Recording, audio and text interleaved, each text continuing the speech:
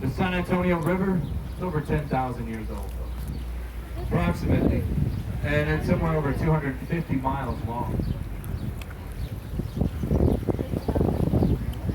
If you follow this river south, you'll end up in the Gulf of Mexico.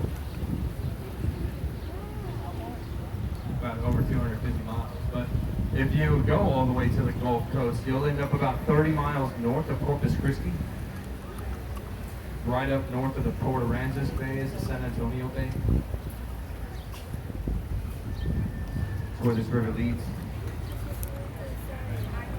But the river is fed naturally by an underground freshwater spring.